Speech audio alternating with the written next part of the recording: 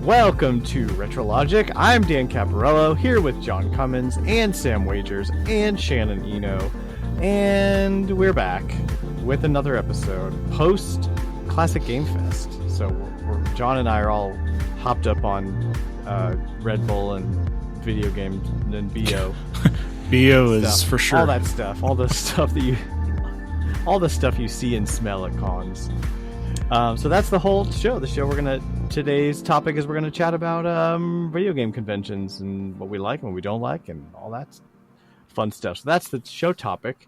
But RetroLogic isn't just a podcast; it's a community of retro gamers. We've got an active, friendly, and free Discord. We've got giveaways. We've got contests, and you can dive into our family of retro podcasts, like RetroGroove, a music history podcast, and On Topic Retro, a podcast dedicated to a single video game per episode, hosted by our very own John Cummins. And you can find everything over at our website, retrologic.games, which the merch store is working again. So you can go get some stickers and some t-shirts and some stuff if you like the show and you want to support us. Guys, tell me one thing that happened this week that is blowing your mind. Don't all jump in at once. I don't know, because I just got back. I just got done driving for 10 hours. Oh yeah.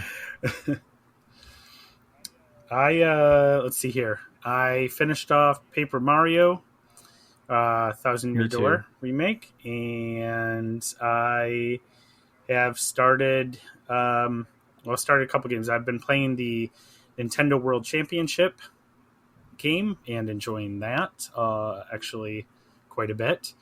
And I also started Star Ocean First Departure. Me too. The first one, because John let me know that it was on sale. Really good sale on the eShop, so I picked that up and I started that. And I'm enjoying it so far as well. Was this your first time playing Thousand Year Door, Shannon, or did you play it? No, I played it back in the GameCube as well, a lot. But I enjoyed replaying it. I thought it looks really nice on the Switch. There's a couple. I got to tell you though, the best thing they did was add in the fast travel pipes that you could access, because they made some of those tattles that side quest doable, or tolerable, I should say. They were always doable, but they were tolerable. Not having to go here. Oh, you just missed the person, now you have to go there. Oh, you just missed them, now you got to go here.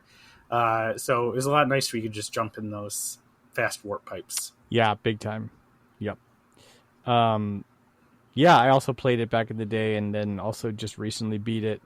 And man, that game holds up so well, especially the writing and the aesthetic and the gameplay, which makes me miss old Paper Mario, because Paper Mario's been taking just some weird turns with his battle system, and love it or hate it, it is what it is, but it really makes me miss that old style, so with the companions and everything.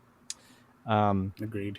Yeah, very good. I started playing Steam World Build a little bit here and there. It's kind of hard to get into, which is weird because I love city builders, but this one's a little bit. It really kind of just throws you in. So, I mean, I just barely. got it gets underground, dude, so it not gets long, good. not far. Don't worry. Okay, I'll keep going with it because it's I'll keep going with it because I know I'm gonna like it because I love the SteamWorld games and I love city builders, and it was the perfect storm for me, so I'll keep going with it. But yeah, like John also just came off CGF and had to go back to work today, and I was like, I don't want to do do anything. What am I doing? I was just at the happiest place on earth. And then Sam, how was your week, man? Well, it's Monday, so the week is still young. Yeah. Weekend. Oh, the weekend. It was a nice break. I'd just been busy, so I didn't do a whole lot, but it was nice just to sleep in. Are you wearing a Psyduck shirt? It's appropriate for Monday. Yes, I am. It's full of headaches. Yeah. That is appropriate for a Monday. That's a good call, John. All right, just some quick housekeeping before we jump into the show here. Sam, any updates on the blog or on your streaming? How's that going? Nothing new on the blog, unfortunately, but streaming's been keeping a pace, and Battle Network 4.5 is done. Okay. I went a little late this Monday for Mega Monday, but I finished it. At least I'm happy with I beat Base Omega, so I actually skipped regular base and went straight to Base Omega because the way things are unlocked in this game is weird, and I am just ready to put it away because you basically have to repeat everything with 13 different characters to unlock the hardest tournament. So I did a lot of that, and that's pretty much the game I've been playing off stream too, just to unlock stuff. And finally did that this time, and yeah, it was a very difficult boss battle. He behaves exactly as he does in Battle Network 4, but because this game doesn't let you control your movement directly, it's really hard to dodge things. Oh gosh. So yeah, it's it really shows in the harder enemies that just move faster that the AI was not. These enemies were not designed for this game. They just inserted them for Battle Network 4. Jeez. So yeah, it was interesting. It's one of those games that like I had enough curiosity, I had to see it through, but I'm also like happy to move on to 5 because 5 is a game I actually like a lot. It might actually be my favorite in the series. So was 5 originally on DS then? 5 got weirdly enough, 5 and only 5 got a remake on the DS that bundled both versions together. Okay. So you are thinking, if you've seen Battle Network 5 on DS before, that's a real thing. You're not confused. That's what I was thinking. Yeah. I actually think that might still be the best version of the game compared to, we'll see. The collection does let you get the e-reader stuff, so that's kind of fun. Cool. But yeah, it incorporated some little like tactics maps as well, which I always enjoy. So, all right, excellent. Yeah, thanks, Sam. John, what's going on with Retro Rewind and or On Topic? So, we should be rolling up Retro Rewind since I was gone for the week. That's probably when I should have wrapped it up, but now it'll wrap up this week. We played Super Mario Land 2, the 6 golden coins. There was a challenge to collect 100 coins, or 999 coins, sorry. And since that was actually a lot easier than I anticipated, now it's just anyone can submit, and we'll do a drawing to see who wins. So apparently, I think Adam did it in like 30 minutes. Yeah. So... Okay, cool. Yes. I'll probably close that out at the end of the week, and then we'll put up some voting. Not yet. Up next? I'll get some voting together, pick some games sometime this week, and then also sometime this week we'll try to record an episode on Minish Cap. Tried to do it last week or the week before, but ran out of time, and then we were on vacation all week, so... Yeah, summers are crazy. Like, I don't know about y'all, but summers for me, especially with the kids, like we went almost, I think we went 3 weeks now without a show. And like, I just forgot, I just didn't notice, like time just went, so summer slowed down a bit, and that's fine. We'll pick things back up hardcore in the fall. But we're here now, so let's keep chatting along. FilmLogic, we don't have a representative of FilmLogic here, but they're looking at the invincible hero-villain trope this week. They also talk about Terminator, Michael Myers, the monsters of Space Jam, Daredevil, Batman, and more. So definitely check out FilmLogic. Really fun podcast. And over on RetroGroove, they're on a summer hiatus. But they have an insane backlog of some great episodes, so make sure you go check out RetroGroove. And Shannon, what's up with Star Wars Dads? What are y'all up to? Star Wars Dads, we just dropped our latest episode, and where we look at the last 2 episodes of Acolyte, and we give our thoughts on the show as a whole. and then just some other general Star Wars talk. So that episode, which is episode, it's 4, but it's like, I don't know. A New Hope. just like with the actual Star Wars movies, our numbering is a little off. But anyway, that was a good time, and that is out. Should be out today. Okay, awesome. As we're recording. Yeah, so. Definitely check out Star Wars Dads, also part of the Nintendo Dads family. Great, good, awesome, super duper. Let's jump into the Price is Retro, if y'all don't mind.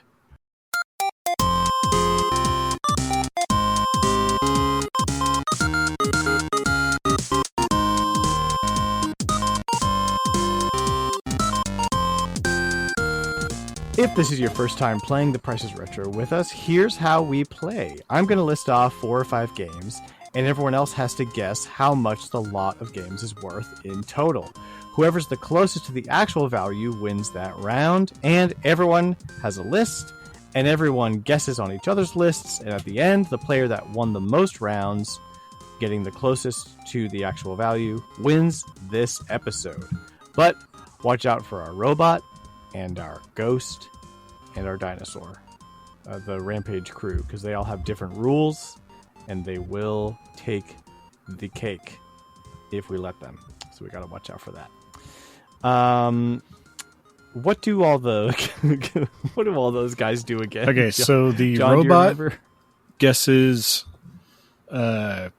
basically an average of all of our guesses. And then the ghost always guesses 300, and the dinosaur guesses as close as we could get to the MSRP of a game from its original time period. Okay.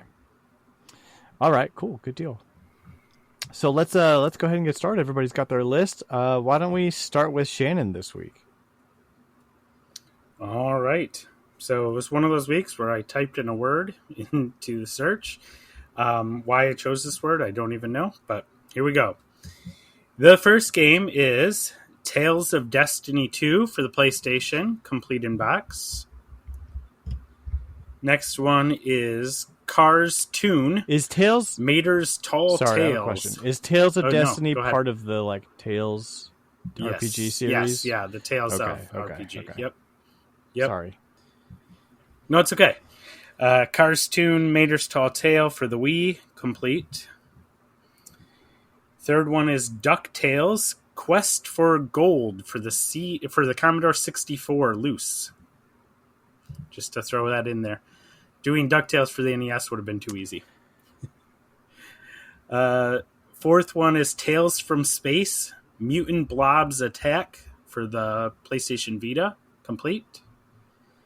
And the last one, Book of Unwritten Tales 2 for the Wii U, complete. What is that? What in the... I don't know, but my library has a copy of it that I've seen there a lot. And I've always been Sorry, tempted to what was the condition of the first Tales? Complete. Complete? Yep. The only loose was the Commodore 64 one. Gotcha. Everything else was complete. All right. Okay. I don't know what any of those are, or most of them are. Sam, you guess first this time. Okay. I'm just going to go with like $150. I'm going to say 200. I'm up there. I'm saying like 380. Because... All right. Yeah. The actual price is $474. Let's go. Good thing you went that high. I thought the Ghost was going to get that for a moment. Yeah, that would have been, almost. I just don't know. I was like, okay, that PS1 RPG is probably really expensive, and then everything else I was like, 30, 40, 50? Ooh, it's throwing numbers out there. Sometimes throwing numbers out there works. So let's get the actual values on those. Yes. Actual values. Tales of Destiny 2 for the PlayStation complete is $212. It's the most expensive Tales, and unfortunately one I'll probably never get to actually play. Cars Toon, Mater's Tall Tale, a whopping $7. DuckTales Quest for Gold for the Commodore 64 loose, $60. Tales from Space Mutant Blobs Attack for the PlayStation Vita complete is $45. And for some reason, Book of Unwritten Tales 2 for the Wii U complete is $150. My library has a copy. I wonder if they would miss it. What kind of fee I would have to pay if it never got returned. Because, wow. Yeah, that's... It's weird because the PlayStation 4 and the Xbox version are worth like under $10. Yeah. So I have no idea why the Wii U one is so expensive. Because there's a lot of Wii U completionists that right one now. game took Sam's whole guess. Yeah, and there probably isn't very many copy. Yeah. Right. Pretty much. I honestly thought that for some reason Cars was going to be like some weird, crazy, expensive game. No, I was like, the rest of those are probably nothing, which I'm surprised the Commodore one, because a lot of the time, like, nobody collects Commodore games. Right. So a lot of the times those are next to nothing, especially loose. But it's a DuckTales game, Sam. that's true.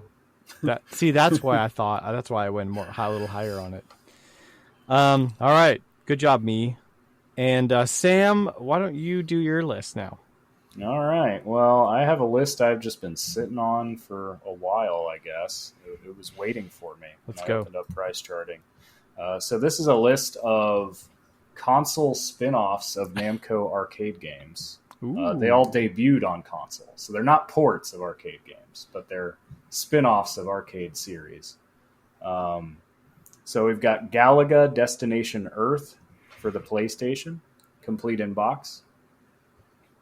Dig Dug Digging Strike for the Nintendo DS, complete in box. I've played that game. That is a good game. I like Digging Strike. Death by Degrees for the PlayStation 2. And Pac-Man World Rally for the GameCube. Also complete in box. They're all complete. Oh, man. Do I go first? Now I want to go get a copy of Digging Strike. Who's first? I'm actually first, so I'll go $200. Okay. I'm gonna say 100. All right. Wow, John took my number exactly. We'll go a dollar up or down. I will go. I know. Up or down? I will go. I will go $99. I'll go down. Oof. Probably the wrong strategy. In that case, Shannon takes it, I believe. I don't know what the dyno is, but the total is $93.95. Oh, man. So Okay. all pretty cheap at the end of the day. Galaga Destination Earth for the PlayStation, $11.99. Dig Dug Digging Strike for the DS, $27.28. Jeez. Death by Degrees for the PS2, $26.28, and Pac-Man World Rally for the GameCube, $28.40. I was afraid of Death by Degrees, so I went high on that one, and it bit me in the butt. Now I'm going to go find a copy of Digging Strike, because I forgot about that game. That sounds actually really cool. I'll have to look Yeah, for it. the dyno is at like 170. So, well, yeah, he's high dyno's because high. all those games retailed for way more than what they are now. Yeah, they all went down in price from retail. Yeah, that's true. Wow. Yeah. Even the DS one, though not by as much. Alrighty. It is my turn. Haha. All right, let's see. Oh, my computer sounds like it's about to take off. All right. So my list is all games that I picked up at CGF this year. So we have Top Gear Pocket 2 for a Game Boy Color, complete in box. I didn't get the complete in box version, but I thought I'd make it a little harder. So, meh. We have Sly 2 Band of Thieves for the PS2, complete in box. We have Cool Spot for the Sega Genesis, complete in box. And Upuna for the Wii, complete in box. Finally got a copy of Upuna. Since last CGF, when I saw one and I didn't buy it, I was like regretting it. But I got one. It's like the first thing I bought this year. All right, I think I got to go first. think I'm going to go 150. Okay. All right. And yeah, John, you're first. And then it is Shannon. I have 165. All right. And Sam. This is odd because usually I'm the one lowballing everything, but we're talking about complete in box Game Boy Color games here. So I don't know. I got 275. And you're going all out for Top Gear Rally. Ooh. So I will not underestimate the price of complete handheld games. So I think Shannon got this one. It's 195.38 is the total. And you're not wrong, Sam. It is. Yeah, so hold on a minute. Yeah.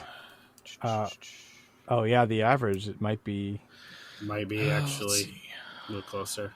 So Sam was... Nope. That would just I figure. think still... I think the robot was like $39 off, and Sam was $30 off. Or Shannon. Sorry. Yeah. You mean Shannon? Yeah. Okay, sweet. Yeah, so I'll do my prices. We got Top Gear Pocket 2 for the Game Boy Color complete in box is $83.33. Sly 2 Band of Thieves for the PS2 for the complete in box is $26 or $26.60. Cool Spot for the Sega Genesis complete in box is $19.55. That game's so fun. What a cool game. And Upuna for the Wii complete in box went up from last year. It is now worth $59.90. It's like a $40 game last year. Actually, it's more now. People will be buying I was looking these at the games. wrong one. The robot is $1.29 off. So the robot wins. Oh, The Come robot. on. Well, and even then, the dinosaur would have beat Shannon out because he is at 185. Yeah. So they were both. Somebody Man, was going to so, win well, from see, there the you go. from the Dinosaur team. It was a Dino list. man. All right. So who has win so far? Me. I did. Sam did. I think John's got to go. Shannon. Shannon. Yeah. Wait, who Shannon won? won, Dan won, Yeah. Robot won. Robot. Or Okay. Trio won. All right. They work together. So Robot of the trio. They could take it. If they could. yep. They could take it on this one, so we All gotta right. be careful. So my list right. of All right, John, games go for it. is the opposite of Dan's list.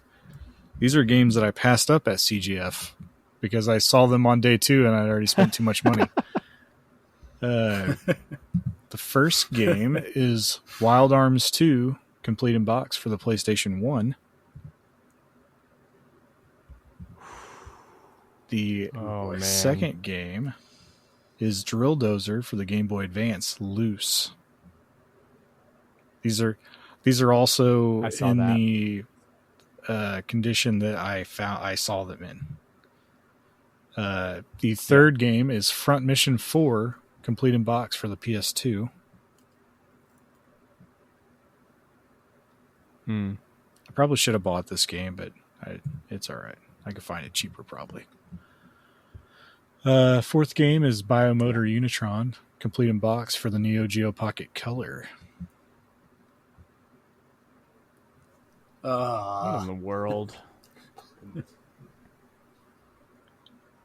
Sheesh. And nope, that Anything is else? it. 4 games. All right. Crazy. And it's Shannon's guess first. Let me tally mine up. Still totally not my list. Yeah, just a second. We can do this, guys. All right. My total is 315. Oh, As in 315, not $3.15. okay. Thanks for clarifying. Yeah. Yeah. Sam's guess. 500. Ooh. Okay. That Neo Geo. I mean, it could go anywhere. So I'm gonna That Neo Geo. go with 390. Kind of split the difference a little bit, but that was my original guess there, so we're gonna stick to it. 390. Okay. Yeah. One of us has to have beaten the I So sure hope so. Or Dan's almost right and the robot beats him. It's the worst. Freaking robot. Okay, so the total of my lot is $313.99. So yeah, I'm pretty sure Shannon took that one. Yes. He was on. It was $1.01. I hope I don't get stolen from that one. Come on. Yeah, no, Dang. the robot was $87 off on that one. Yeah. And Man, so Shannon won the whole thing. This would be this is my very first congratulations, Retro Shannon. victory. Congratulations. Fanfare Shannon for gets you. added to the win log. You earned it. Let's go. Right. Oh, dang it. I Sweet. didn't put... Who won last week when I wasn't on the last show? I think Dan did. Pretty sure it was I Dan. want to say I did, yeah. I want to say I did. I don't know if it's true, but that's what I want to say. And then, Shannon, you got our trivia card tonight? I do. Yes. Do we want to hear John's actual reviews? Sorry. So Wild I Arms jumped 2 again. Complete in Box for PS1 is $43.60. Drill Dozer Loose for the Game Boy Advance is $126.95. Front Mission 4 Complete in Box for the PS2, a whopping $13.47. And then Biomotor Unitron Complete in Box for the Neo Geo Pocket Color, $129.97. And I totally should have bought that game. I wasn't too What far is off on that one. game? Yeah, it's an Do you RPG. know what that is? Biomotor Unit. It's like Sounds a- cool. I It's just like a robot totally battler unaware. RPG. And Right if on. that's too expensive, it's actually on Switch. Oh yeah, buy it Right on on. Switch. It's good. I just wish I would have saw this the first day because they were about $20 under price starting. So I should have grabbed it. Wow. Actually, this Wow, is totally I thought Wild Arms 2 was much more expensive than that. this is totally off topic, but I'm going to hijack the show for a second because I have to ask Sam. Sam, I feel like it was you that was talking a while ago about this game, KoroQ, the like car racing RPG for the PS2. Was that you? Yeah. I bought Okay, it first. I got one at CGF. Yeah, I bought it. You have it too? I don't know, a few months ago. Because like I totally bought it on a whim because I was like, that looks familiar and it sounds cool, so I'm going to buy it. I just want to make sure I wasn't crazy. Same I think here, yeah. Is it good? Sam and I are kind of on the same. Like, if it's a Atlas game, we pretty much just buy it if it's reasonable. Yeah. Yeah, I pretty much. honestly still haven't mean- played it. It was cheap, so I was like, yeah. Yeah. Okay, well, then maybe we need to do an on-topic retro on that game. Now I mean, that all Shane three will of have us to buy are- one. KoroQ. Do you have a PS2? I'll have to pick one I'm up. sure it's the best Yes. RPG you will ever play. Is that on the box? Awesome. What? Unless you actually have a copy of Yeah, Car nobody Battler does. I Go. Then all don't bets are know. off. What about this Tokobot game? Tokobot Plus Mysteries of the So, Karakuri. Was that a Sam no, game? I didn't even know what that was until you bought it. No, I hadn't even heard of that. But it looks really? great. Okay. Yeah, the back of the box reminded me of Pikmin, and it was also relatively cheap. So I was like, I okay, found well, that's one an on instant buy eBay for me. and I put a bid in for $1. So we'll see what happens. Yeah, it's a port. It's a souped up port of a PSP game. So Which is but weird. that's all I know about it. I've never played it, and I it seemed like a Sam game, so I thought I'd ask. Anywho, let's do trivia card. All right. What is the name of the artificial intelligence in charge of the testing facility at the Aperture Science in the 2007 Portal game, or video game Portal? Sorry. Gladys. GLaDOS. Yeah, Cake. that's correct. And what is the name of the first arcade sports video game released in 1972? KoroQ. Hold on, repeat that.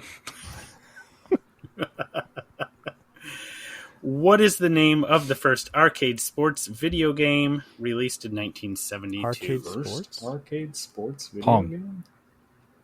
Gosh, Pong? weren't all the early ones just like It's named Pong, like basketball, baseball? It's not Pong, is it? It's not Pong. It's not. I'm gonna say Pong. No. As I say, it's got to be Pong. Dan's right. Ah, I'm overthinking it. Pong is if it Pong seems is too table obvious, tennis, it's like probably it's sports. Yep. Yeah. I just heard an entire keynote from Nolan Bushnell this weekend about how they created Pong. They stole the concept from some other company that tried to make it, and it was awful, and they were like, we could do better than that, and they made Pong, and Which they were is like, oh, funny too, because so. the first Nintendo console that you could play in your television was a ripoff of Pong. Yep. Exactly, everybody was ripping off Pong. Yeah. That, by the way, that Nolan Bushnell keynote, I wish everybody could have heard it because he's hilarious. Someone should have recorded That it. sounds awesome. So funny. He talked about. They did record it. Oh, I wonder if I can get that footage. That'd be I awesome. didn't record I'd love that. to see They had a different crew. I'm gonna ask David. I'm gonna ask David if I can have it. Okay. Next up, we're gonna talk about our show topic, which is all about gaming conventions and events. We're gonna just do a general overview of our thoughts and what we like and don't like, and then me and John are going to just kind of talk about our experience at CGF. So a little light convo for this show topic. And we'll do that right after this music.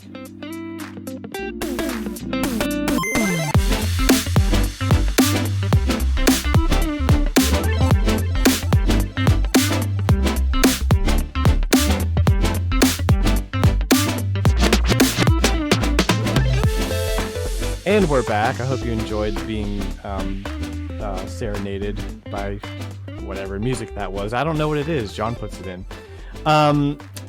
We're talking about gaming conventions and events. This weekend, like yesterday, was Classic Game Fest, which is Austin, Texas's infamous?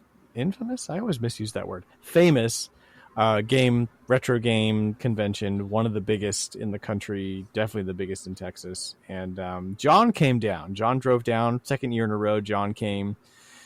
Yep. You drove 9.5 down, John? hours. How far? 9.5 hours. That's It's not not, too bad. terrible. That's a We good always day break trip. it up. You drag your family along.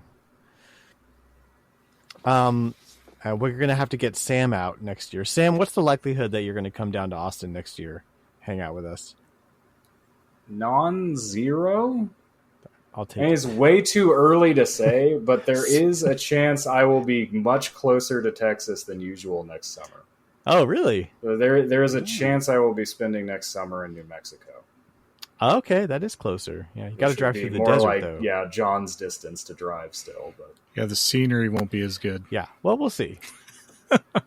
No, although desert is beautiful in its own way, I suppose. Shannon, let's get you out here. What's the deal, man? I'd love to. Yeah. I'd love to. That sounds great. Why? Hey, if everybody, it would definitely be a flight for me. Yeah, I'm not 15 driving. hours Oh, or for whatever sure. it is. yeah, I don't know. I don't want to do Be a 9 little further for me. hours. That's yeah. It'd be much more than that Yeah. for me. So yeah, I'd have to fly. But that sounds amazing. And one of these years, it's going to happen. We get So why not next? we get year? another one or both Yeah. of you out. We'll have to do a show, a live show at CGF. Not on a stage or anything. Just like, hey, we're here. And it's loud. Yeah, loud. we'll storm a stage. We'll take over and the do upstairs. show. just Like, take hey, over. nobody's at the stage right now. This is our show now. Yeah.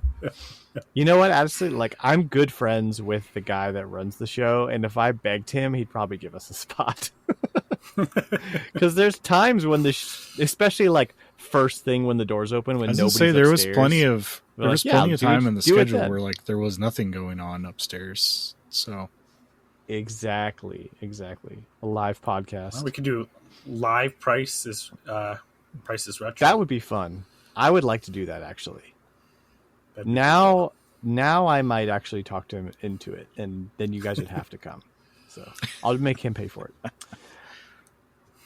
So anyway, yeah, the show topic is gaming conventions and events. Sam has revealed to me that he doesn't go to conventions. Is that Nope. is that just like you don't like people? Or I mean, what's the generally, deal? yes, but that hasn't stopped me from going to other things. I just fair. never have. That's fair. Yeah. We need to get you out. There's got to be something in don't like know what I'm Cleveland, missing. right? Or Yeah, I don't know. Since he doesn't like going to him, he doesn't look for him. that's true. That's fair. That's fair. Well, for the rest of us, then, let's just go around and say, what shows have you been to recently or in the past that you enjoyed, and how often do you go, and just what's your general take on going to events. And we can start with Shannon, because John and I have been talking the whole time about CGF. So what about you, Shannon? So I haven't unfortunately, been to any gaming specific shows. Unfortunately, there hasn't been any around here. So I usually go, though, to Comic-Cons. We have a local Comic-Con. I've been to one downstate, which is a larger city downstate from where I'm at, that has a large one every year. And then I've actually been to Chicago, Wizard World before. And all of those, though, have areas that are dedicated to gaming. So I've definitely been able to spend quite a bit of time actually doing that. And one of the things I do like to do at Comic-Cons, though, is actually search for old Nintendo comics. For a while, Nintendo actually had a comic book line. Actually, several of them. Game there was Boy. a Zelda, Super Mario Brothers, Captain N, and Game Boy. Yes. Wow. So I have been just searching. I know I could probably go online and just order them off eBay or whatever, but I kind of like to see if I can find them in person. It used to be that you could get them fairly cheap when you found them, but I don't know if it's just because Nintendo is popular again or what, but all of a sudden the price on some of those has gone way up. Yeah. But between that, and usually you'll find at a lot of those, they'll be, doing some kind of Smash Brothers tournaments or whatever at those. So that can be fun to watch a little bit. I've never participated in one, but and then just kind of see what's available there from a retro gaming standpoint. So. Are there usually tables where they're selling stuff? Like, are stores, like, because at CGF there's like businesses that have stores that go to the con and set up big booths. Is there stuff like that? Yeah, actually, so the local one here, the local shop has a booth there. Actually, they do. The last couple of times they've had a booth in the main hall. Where they just sell, they bring in stuff from the store, games and stuff from the store, and then they also have another one actually in the gaming room as well. Oh, cool. With some more stuff. So they kind of been in both spots. And though I've noticed that there was actually a store, a retro game store from, I can't remember exactly where, but somewhere else in the state that actually came to this last. And it's not a very big Comic-Con, but it's something. So I've seen that the gaming aspect has kind of started to grow in some of these Comic-Cons that I've been to. Yeah, Comic-Cons and anime cons have kind of like gaming kind of creeps in to all of those. And the funny thing, at least with CGF, is that David's the guy who runs the show. He's very particular about that. He's like, it's not going to become an anime con and it's not going to become Comic-Con. If you come to the show, you have to be selling video game things. It's like, you can also sell comic books, but you got to have video game stuff. He's like very specific about that. So it's interesting how it all kind of permeates together, blends together, all the fandoms. Cool. John, what about you? Your experience going to cons, if you go often, or so really, I'm kind of like Sam. I don't get out a whole lot in large crowds of people, but most of the time, if I've been to any kind of conventions, it's mostly with my brother and my dad, and it's usually automobile related. So this was kind of new last year and this year. That's good stuff. Going to, a convention for something that I enjoy more, I guess, than than going to see cars and stuff. But, so yeah, all my gaming and con experience is just from CGF, and it's been a lot of fun. Okay, right on. Sam, do you do anything? Nope. He cons at his house.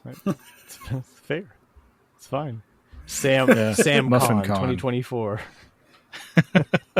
He's got to do some kind of Mega Man con. What? Isn't I there a don't know, Capcom convention? There is. There you It's go. Capcom. There is a Capcom convention, I believe. I'm sure Yeah. there is. There And has. it's all Resident Evil stuff. Yeah, probably. That is like one of their. It's funny. That's like the only like major thing that's one of Capcom's big pillars that I'm not into. Maybe that's why I don't like it, because it took the place of Mega Man. Man, Because like I like Street Fighter and Monster Hunter, and they still push those a lot. I don't know, man. Capcom needs to switch gears a little bit. To be fair, they're doing really well. Yeah, but, well, yeah. they need to spend some money on a different IPs.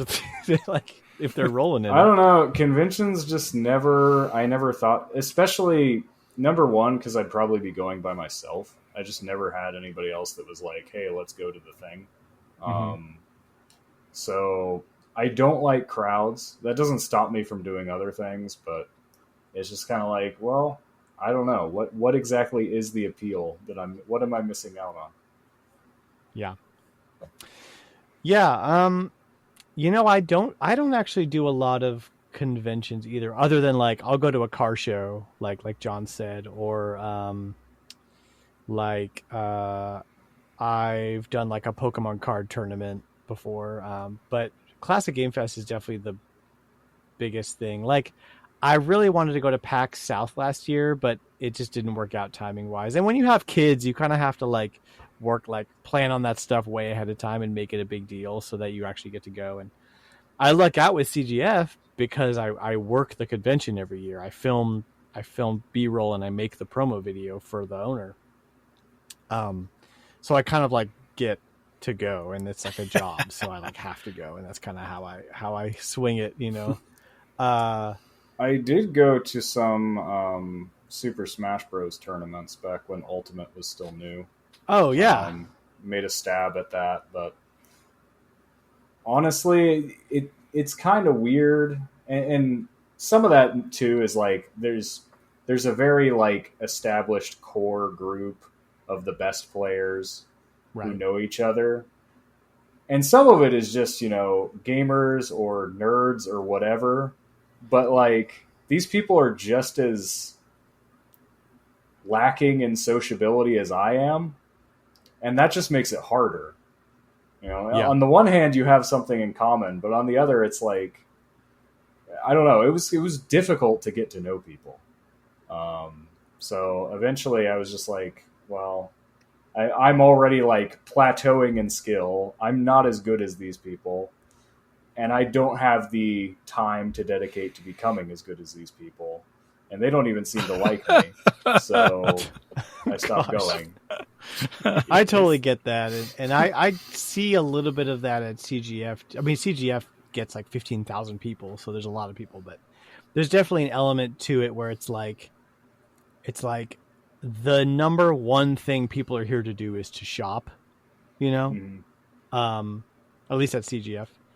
And like there's some auxiliary stuff, and it was cool that Nolan Bushnell was here, and there's bands that come and play. Like there was a funk band that did the entire Toe Jam and Earl soundtrack, and they were awesome.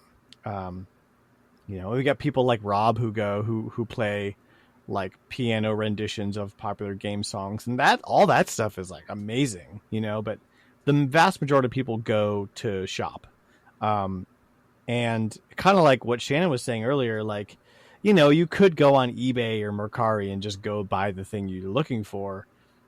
But there is like a special thing about going to a con like this and being like, I'm looking for this game, and this game. And then you actually find it, and then you get to like hold it and like see it at first. And then like you pay a human and usually the people who are running the booths are very like cool, personable people who like talking about their games, unless it's run by like a store and they don't care or whatever. But at least at CGF, there's a good number of like tiny booths where the guys are just like, they're selling off their collections or portions of their collections, and they just love talking it up. And had a really great conversation about a guy who had a vintage Star Fox watch. I don't know if y'all ever seen the watches where you can kind of play like a Tiger Electronics style version of Star Fox on your wrist.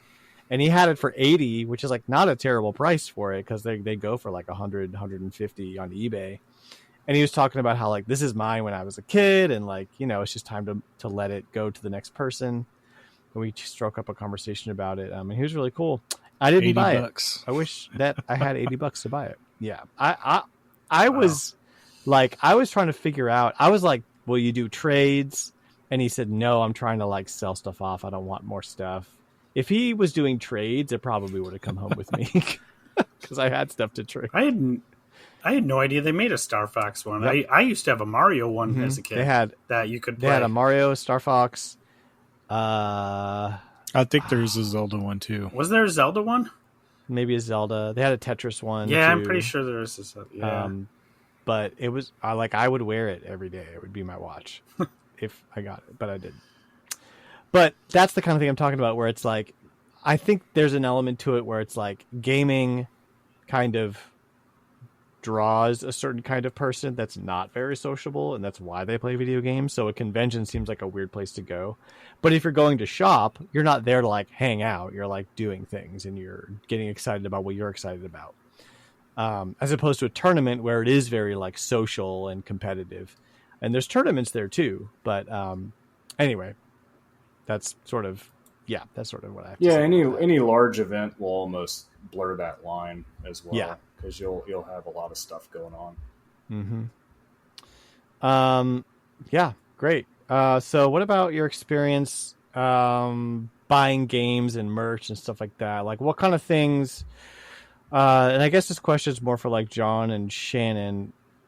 When you go to one of these conventions, you go with like a list and you're like, here's what I'm looking for at the con, or are you just going to kind of browse and see what's interesting? What's been your experience with that, John? Because you definitely went like with the intention. Yeah, I usually have a small list of things that I want to buy if I find them early enough. But a lot of times I get sucked in and I'll find something that, you know, catches my eye or I didn't know about. Or, I mean, I bought plenty of things that I didn't even need that I just found interesting because, A, I didn't have it or haven't seen it in a long time, or it was just complete and in good condition. So, like I bought a NES satellite complete in box that was just like in really good shape, and the guy was about $80 underpriced starting. So I was like, okay, I'll buy that. Oh yeah, dude, that happened to me with the Dreamcast controller. I got a red Dreamcast controller, which price It's like charting is $20. off. Price charting has it at around 30, but if you look at the listings, half of them are the crappy third-party red controllers. So price charting doesn't know what it's doing. So he had the price off because it's that controller sells for like 60, 70. So I stole it from him. It was I was like, you're not going to price it right. I'm going to buy it. So, but that was early in the convention. That was day one. So that kind of stuff you have to catch early. But that's the kind of stuff that like you see something and you're like, that's really interesting. And if it's a good price, you're like, well, if I don't pick it up now, I'm never going to. So there's definitely like an element of like, and there's stuff that you'll see there that you might not see anywhere else. You know, some stuff there that might not even have an eBay sale in like last year. So it's for sure. What you saw that that guy wasn't even on price John. charting. And turns out like the last sale was over a year old and it was like $150. Like he didn't even know how valuable it was. He just had it chilling with all the rest of the PSP games, like $10 games. That was the first person to ask him about it. So he looked it up. He's like, you know what? This is going in the case, actually. Like, doesn't need to be out here on the floor. Yeah, that's crazy. I would have just been like, oh, this game's worth 10, this game's worth 15. Yeah, well, that's kind of what I was 25 for the expecting. two. Like, I was thinking I was going to look it up on price charting, and it might be a little bit more expensive for the double pack, but those were both like $10 games. So I was like, at most, this is like $35. And it ended up being $150. Or at least that was the last time someone paid for it. Those double packs, That's a weird thing about cardboard in this day and age. Like, the double pack piece of cardboard makes the 2-pack worth it, which is insane. Like, like sometimes the cardboard's worth more than the game. I know something. Yeah. I was going to say the one thing that, like, I might try to save up for next year because I've seen quite a few of them, and it's not something you see every day. But there was a lot of Vectrex consoles hanging out in there, and yeah, it's something that's kind of been on my grill list for a long time, and it's something that's expensive, but it's not like astronomical. Like, there was a couple in there that was like $400, which is a lot of money, but for something that you never see in person, it was really cool to sit down and play one. Like, it's have a console that I don't have, or there's no way to emulate it like correctly. Like, there's all these different aspects of it, but it'd be neat to have one. And I've seen a bunch, so it makes me. It's like, man, I should save up and buy one of these next time. Yeah. Yeah. Yeah, I get that. So Shannon, what about you? Buying stuff at cons. Yeah. I don't usually always write out a list. I just have some, there's items that I've just looked for. Like I said, the comics, any kind of gaming related books, especially narrative style books like the Nintendo Choose Your Own Adventures, and I found like a Mega Man book. Cool. Stuff like that in the past. I always look for that kind of stuff.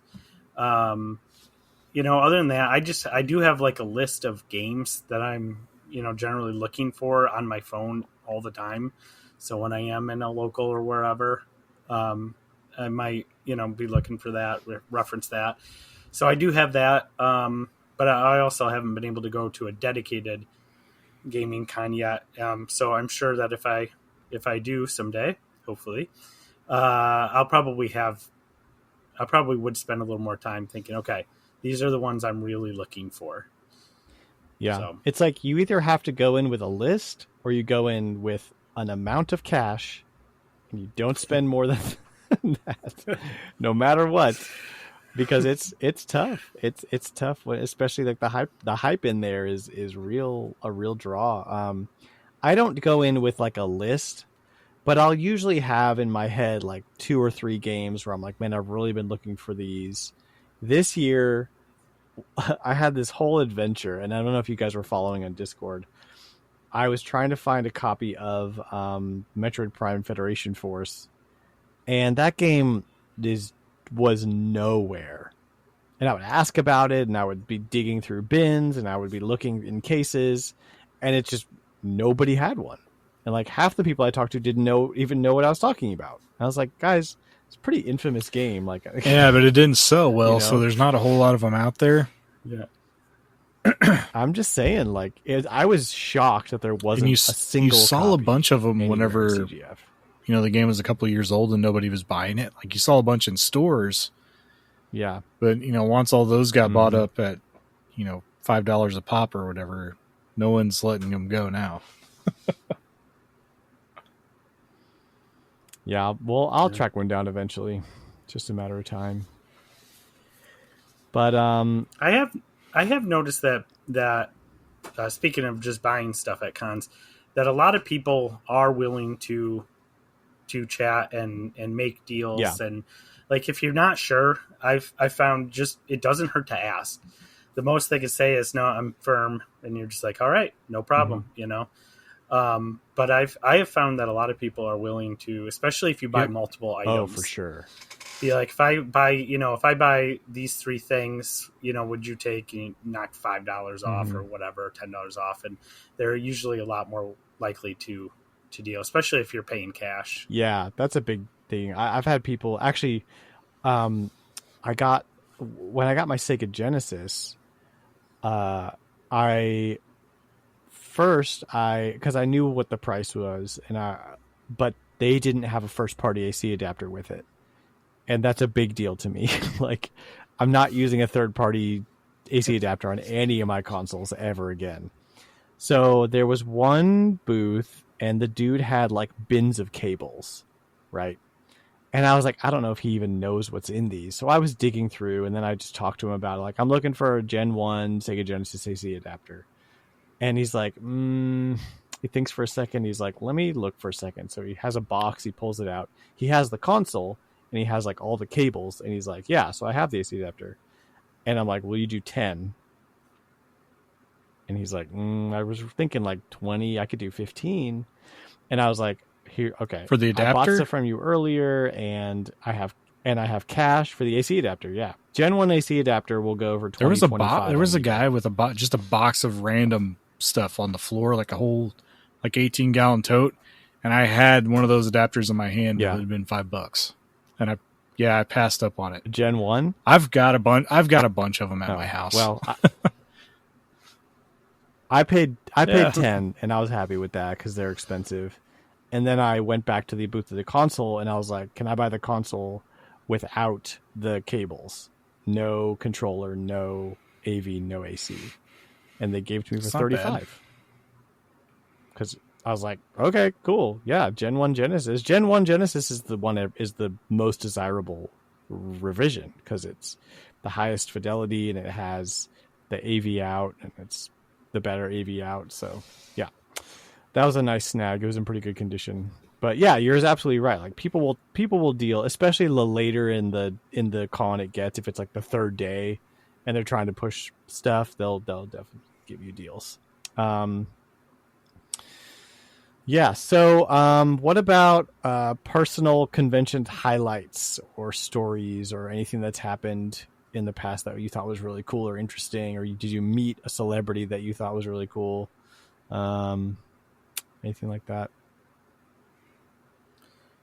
I think my highlight story, and actually it's not a happy story, but a few years back I ran across a copy of the Legend of Zelda board game from the 80s that came out, and it's been a holy grail item.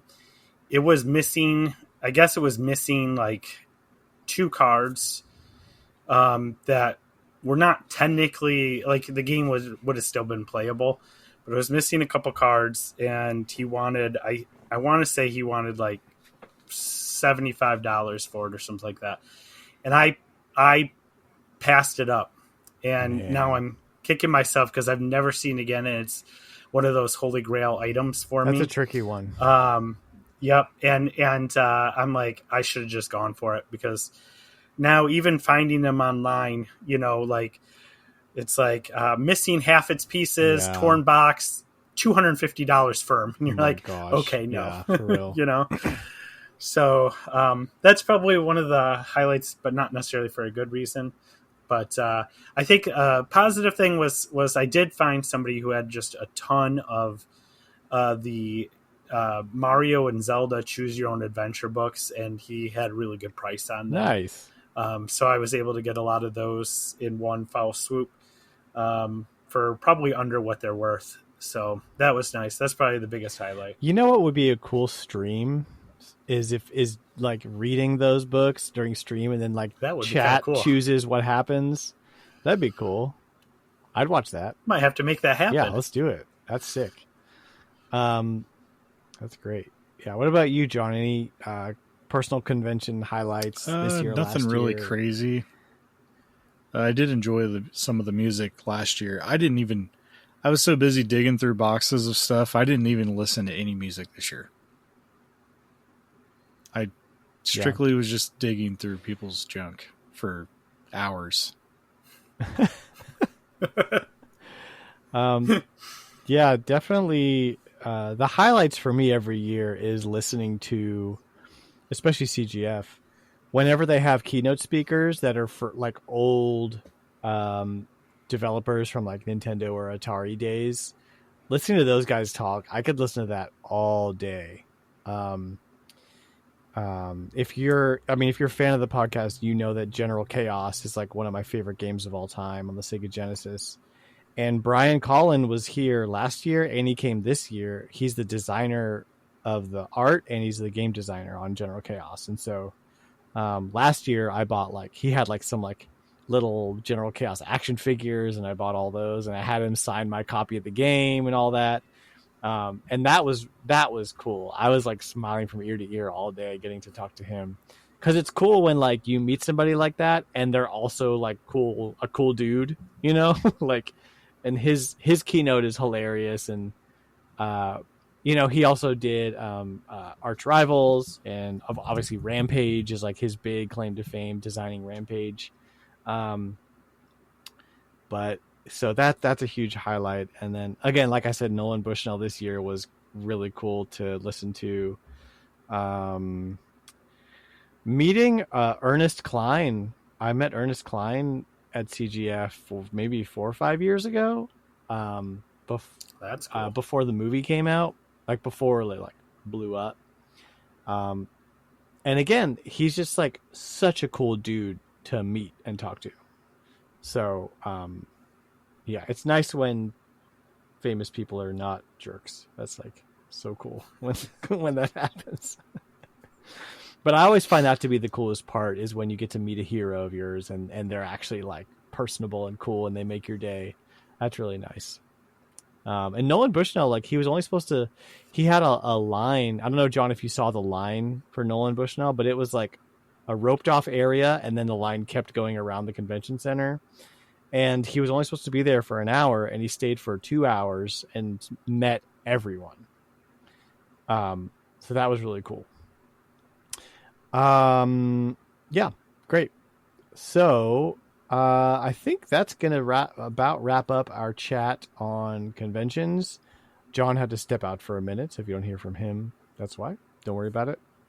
Well, let's jump over to the community couch, because our community had some things to say, some cool stories, and we can go around the circle and read some of these, because let's do that. Okay. Oh yeah, I'm sorry, I was reading John's chat. John will be back later, maybe. Okay, community couch. So I'll start off with Eric. Eric talked about easily one of my favorite moments was when I got to film all these celebrities giving shout outs back to my army unit. And then he left a link for his YouTube video where who was there, Shannon? You watched part of the video. Let's see. I'm trying to remember. I believe what's his name? The guy who played was it Hercules? Or Oh, really? I can't in remember. The original live action series. Yeah. And then if I'm thinking of the right guy, and then Stan Lee, I believe, was that's there. Right, Stan Lee. That was a cool video. Yeah, that's a highlight. Yeah, for sure. Yeah, so that's really cool. And the shout outs thing, that's awesome. Yeah, I love that. Shannon, do you want to read Eric's comment? Yeah, so Eric said, I got to be part of the Nintendo Dads panel to talk about retro gaming at the con in my hometown. And by panel, I mean just me and Marty Estes. I was also introduced to the girl that voiced Ash from Pokemon. So that's kind of cool. I remember that. Got to do that.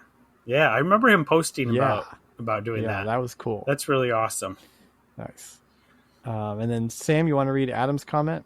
Sure. Adam says, I was going to Origins Game Fair with my friends, and one of the features of the con was the ability to pitch a board game you designed to publishers with the intent of either getting advice or possibly being picked up by the publisher and having your board game sold. My friend Sam, no relation, had been developing a game for a while called Go for the Krill, a whale-themed trick-taking card game, and he was planning on pitching it at the convention. While we were in line to get tickets, we struck up a conversation with the guy behind us. We all hit it off, and it turns out he owned a board game company and picked up my friend's game, and it's going to be launched in the near future. I think he had a link for that, too. Yeah, he had a link to the website. For Go for the Krill. Sounds 3 Nail pretty Games is the publisher, I guess. What a cool experience at a con to get to actually have something of yours. Origins actually is in Columbus. I do know that one. Oh, there you go. Yep. That's actually one of the bigger board game conventions. You should go to that one. It would have been easier when I lived in Columbus, but sure. Oh, well. That's good. All right. Octorock 1982 says, my favorite convention memory is getting to spend time with Dan, John, and Trey. Aw, that's my brother. And he came to CGF with us last year, and we got to hang out, and that was a really good time. Yeah. Good times. And then I'll read Double D's Double D? too. Yeah, I'll read his just because Adam's was short. Double D says, a good friend and I took our sons to Gamescom 2016 in Cologne, Germany. Pictured is the Final Fantasy 15 wristband I still have from the event. It was such an amazing and over-the-top event, and while I was originally excited for myself, I quickly switched gears and let my son take over and decide how we spend our time there. It was my first large gaming event like this, so I didn't realize how much time we would spend waiting in line. My favorite thing there was the Tekken 7 booth. It was bittersweet because we waited in line to play it and found out that my son was too young and they wouldn't let him play it, even though I was his father. Very strange. Still a great experience overall. Why can't a kid play Tekken 7? Probably a ratings thing. Whatever. I don't know what it's rated, if it's teen. What are they going Sure, that's is the T. They probably could. Yeah. is the Tekken's ESRB a going to T. come to the con and shut you down? Wait a minute. He's not 18. That boy is not a teen. It's probably one of those things where We're going to shut this whole place down. Shut it down, guys. Shut it down. Yeah, I don't know. It's odd. Yeah. I mean, it's not like selling alcohol to a minor, I'd imagine, but yeah. Might as well be, I guess. Interesting. So your wallet's defense attorney, who's also Philip Paulson, one of our oldest and dearest community members. Shannon, you can read his. I've only been to Anime Midwest, and that was more to chaperone my sister. It was fun, though. It was really surreal seeing a bunch of people dressed up in cosplay, and it was fun trying to see how many I recognized. I got a picture with Pepsi Man. Nice. We went to a few panels of varying quality, from a professional samurai to some people who just bought a ton of kazoos. We did... Like they just... Why is that at an anime con? Like, is that a thing? That's interesting. I want. We did I have karaoke. questions. I want to know more. Yeah. Flight C, we need to know more about the kazoos. We did karaoke, and I sang Call Me Maybe, the Kirby Right Back At You theme, Bye Bye Baby, Nice. Giants Home Run theme, Full Disclosure from Steven Universe, and You Got Trouble, Music Man. Someone sang Escape from the City.